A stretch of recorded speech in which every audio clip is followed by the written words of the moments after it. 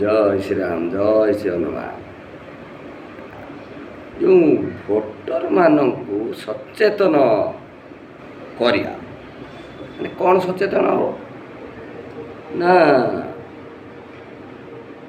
ମୋଦିଙ୍କୁ 407 seat minimum ଦରକାର। 407 ହେଲେ ଯାଇକି ସେ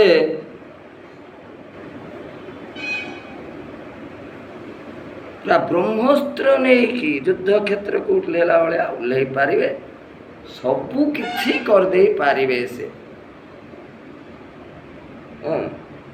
କ'ଣ କ'ଣ ଦରକାର ଜାଣିଛ ତ? 400 ସିଟ୍ ହେଲେ କ'ଣ ହେବ? କ'ଣ ହେବ? ୱାକଫ୍ ବୋର୍ଡ ରଦ୍ଦ ପାଇଁ ଲୋକସଭାରେ 400 ସିଟ୍ ଦରକାର। ଲାଭ ଆମକୁ କ'ଣ ହେବ? କ'ଣ ଲାଭ ମିଳିବ? ଲାଭ ସେଇ ଯେଉଁ ୱାକଫ୍ ବୋର୍ଡରେ, ସେଇଠି ପୁରା ଆମ ଦେଶରୁ କେତେ ଅର୍ଥ ଯାଏ, ଆଉ ସେଇ ଅର୍ଥରେ କ'ଣ ହୁଏ ନା ଆତଙ୍କବାଦୀ ମାନେ ଲାଭବାନ ହୁଅନ୍ତି, ସେମାନେ ବଞ୍ଚନ୍ତି। ତାପରେ ଆହୁରି ଜାଣିଛ କ'ଣ ହେବ? କ'ଣ? CS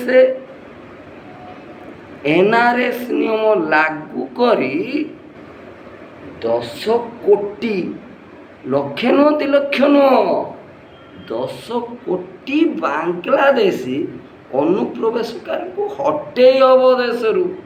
10 କୋଟି ରହିଛନ୍ତି, ଭାବିପାରୁଛନ୍ତି ଏ କଥାଟା କେତେ ବଡ଼ କଥା।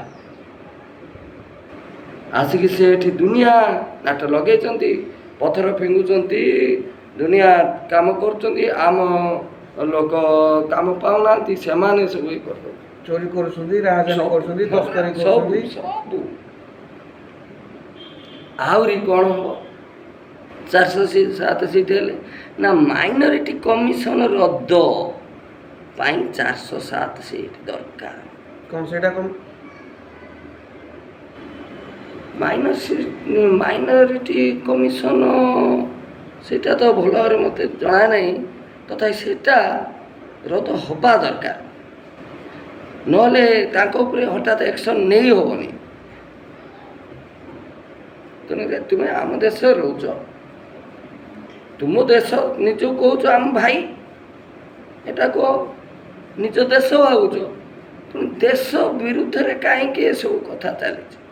ତେଣୁ ଏସବୁ ନିହାତି ଦରକାର।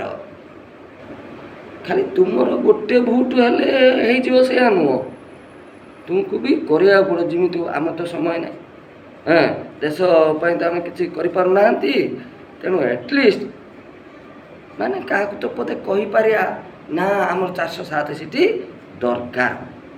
ତେଣୁ ସମସ୍ତେ ମିଶିକି ଦେବାକୁ ପଡ଼ିବ।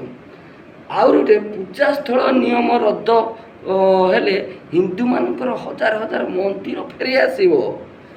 ଏଥିପାଇଁ ବି 400 ସିଟ୍ ଦରକାର, ନିହାତି ଦରକାର 407। ଆହୁରି କ'ଣ ନା, ଆତଙ୍କବାଦୀ ଫ୍ୟାକ୍ଟ୍ରି ଯେଉଁ ହେଉଛି ନା, କେଉଁଠି ବନା ହେଉଛି? ମଦ୍ରାସାରେ ଟ୍ରେଣ୍ଡ କରାହେଉଛି ଛୁଆଗୁଡ଼ାକ।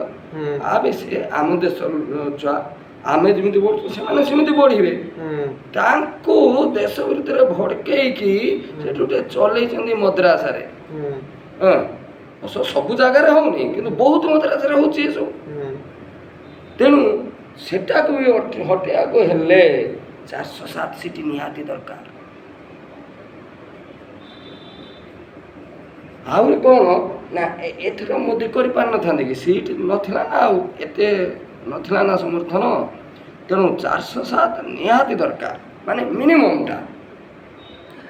ଆହୁରି କ'ଣ ନା, ମୋଦିଙ୍କ ପାଇଁ ଲୋକସଭାରେ 407 ସିଟ୍ ହେଇଯାଉଛି ନା, ସମସ୍ତଙ୍କ ପାଇଁ 2ଟା ସନ୍ତାନ, 2 ସନ୍ତାନରୁ ଅଧିକ କରିପାରିବେ ନାହିଁ, ଏ ନିୟମ ଲାଗୁ କରିହେବ, ଯାହାକି ଆମର ପପୁଲେସନ୍ କଣ୍ଟ୍ରୋଲ୍ ହେଇପାରିବ। ମୋର ତ ପଢ଼ି ଚାଲିଛନ୍ତି ନା। ହଁ, ଆମେ କିଛି ଯେଉଁମାନେ ଜାଣିଥିବା ଲୋକ ନା, ଆମର 1 କିମ୍ବା 2ଟା ଦରକାର, ଏରକମ କରିକି ଅଟକେଇ ଦେଉଛନ୍ତି ସିନା, କିନ୍ତୁ ଏ ପୁରା 4ଟା 5ଟା 10ଟା ଛୁଆ ବି କରିକି ସେମାନେ ସବୁ ପପୁଲେସନ୍ ବଢ଼େଇ ଚାଲୁଛନ୍ତି। ତେଣୁ ଏଇଟା ନିହାତି ଦରକାର, ତାକୁ ହଟେଇବା ଦରକାର।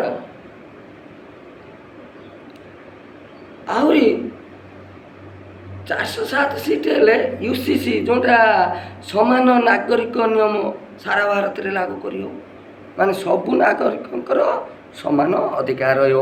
ତାମାନେ ନୁହେଁ ଯେ ଏମାନଙ୍କ ପାଇଁ ଗୋଟେ ନିୟମ ତାଙ୍କ ପାଇଁ ଆଉ ଗୋଟେ ନିୟମ, ସେସବୁ ହେବ ନାହିଁ। ତାପରେ ଏ ଯେଉଁ କିଛି ଗୋଟେ ଇଏ ହେଲା, ଗୋଟେ ନିୟମ କରାଯିବ, ଭଲ କଥା। ଦେଶର ଆରମ୍ଭ ହେଇଯିବ ପଥରବାଜ କିଛି କରିବେ, ପଥର ଫୋପାଡ଼ିବେ, ଶହ ଶହ ଲୋକ ପଥର ରଖିକି ଛାତ ଉପରେ, ପୁଲିସଙ୍କ ଉପରକୁ, ଫୋର୍ସ ଉପରକୁ, ଦୁନିଆ ଭଙ୍ଗା ରୁଜା କରି। ତ ତାଙ୍କ ସମ୍ପତ୍ତି ବାଜ୍ୟାପ୍ତ ହେବା ଦରକାର, ତାଙ୍କୁ 10 ବର୍ଷ କାରାଦଣ୍ଡ ହେବା ଦରକାର। ଏସବୁ ହେଇପାରିବ କେବଳ 407 ସିଟ୍ ଥିଲେ ମୋଦି ପାଖରେ, ନହେଲେ ମୋଦି ଜବରଦସ୍ତି କରିପାରିବନି ଏସବୁ। ଆମେ ଭାବି ଦେଉଛନ୍ତି କ'ଣ ଖାଲି ଏଇ ଜିତିଗଲେ ସେ ପ୍ରାଇମ୍ ମିନିଷ୍ଟର ହେଇଗଲେ ସବୁ କରିହେବ ନା, ନା, ସବୁଆଡ଼େ ଦେଖିବାକୁ ପଡ଼ିବ ନା। ଆଉ ତେଣୁ ଏସବୁ ପାଇବାକୁ ହେଲେ ଆମକୁ ମୋଦିକୁ 407 ପୁରା ଲୋକସଭାରେ 407 ସିଟ୍ ରହିଥିବା ଦରକାର, ଶକ୍ତିଶାଳୀ କରିକି ଆମମାନଙ୍କୁ ଛାଡ଼ିବାକୁ ପଡ଼ିବ ନା। ଖାଲି ଆମେ ଭାବି ଦେଉଛନ୍ତି ହଁ ମୁଁ ତ ଦେଇଦେଲେ ହେଇଗଲା, ତ ଦେଇଦେଲେ ହେଇଗଲା। ନିଜ ସ୍ୱାର୍ଥ, ଆମେ ନିଜ ସ୍ୱାର୍ଥ ତ୍ୟାଗ କରିକି ଦେଶ ପାଇଁ କରିବାକୁ ପଡ଼ିବ। ଆମେ ଦେଖିଲେ ମୋଦି ହିଁ ପାରୁଛି, ବହୁତ କଥା କରିଦେଇଛି କି ଆମେ ଆଗରୁ କ'ଣ ଅସମ୍ଭବ ଭାବୁଥିଲେ। ହଁ, ଏଟା କେବେ ହେଇପାରିବନି, ମନ୍ଦିର କେବେ ହେଇଥାନ୍ତା ରାମ ମନ୍ଦିର, ଏଇଟା ଅସମ୍ଭବ ସବୁ ଭାବୁଥିଲେ। ହଁ, ତାପରେ ଏ ଯେଉଁ ହଁ 407 ସିଟ୍ ହେଲେ ଆହୁରି ଉଠିବ। ଏ ଯେଉଁ 4 ନିକା କରିବେ ସେମାନେ, ହଁ 3 ତଲାକରେ ବିଦା କରିବେ, ତ ସେ ବି ସବୁ ହଟିଯିବ, ସେ ନିୟମ ବି ଲାଗୁ କରିହେବ। 4ଟା ବାହା ହେବ ତୁମେ, ଏ କ'ଣ ଆମ ଦେଶରେ ଏହା ସବୁ ଚଲେଇବ ତୁମେ। ତେଣୁ ଏସବୁ ହଟିବା ଦରକାର। ତେଣୁ ହଟିଲେ ସେମାନେ ବି ବୁଝିଲେଣି, ବହୁତ ଲୋକ ବୁଝିଲେଣି ସେମାନେ। ତେଣୁ ତଥାପି ବୁଝୁ ବୁଝୁ ଅବୁଝା ହେଇକି ବି ଲୋକ କେଉଁଠି କେଉଁଠି ଦେଇଦିଅନ୍ତି ମଦ ମାଂସ, ଏସବୁ ଲୋଭରେ। 5,000 ମିଳିଗଲା ଦେଇଦିଅ, ଆମ ଇଏକୁ ଟୁର୍ଣ୍ଣାମେଣ୍ଟକୁ ଦେଇଛନ୍ତି ଏତେ ଟଙ୍କା, ଏଇ ଟାଇପ୍ର ଲୋଭରେ ଆମେ ଆମ ଦେଶର ଭବିଷ୍ୟତକୁ ନଷ୍ଟ କରୁଛନ୍ତି। ତେଣୁ ଭୋଟ ଦେଲାବେଳେ ଟିକେ ସାବଧାନ ହେବା, ସମସ୍ତଙ୍କୁ ବି କହିବା ଯେମିତି ମୋଦିଙ୍କ ଶକ୍ତିକୁ ବଢ଼େଇବାକୁ ଚେଷ୍ଟା କରିବେ ସମସ୍ତେ। ତେଣୁ ଆମର ଏ କ୍ୟାଣ୍ଡିଡେଟ୍ ଏ କ୍ୟାଣ୍ଡିଡେଟ୍ ବହୁତ ଭଲ, ସେ କ୍ୟାଣ୍ଡିଡେଟ୍ ଭଲ, ସେଥିରେ ଆମର ମତଲବ କିଛି ନାହିଁ।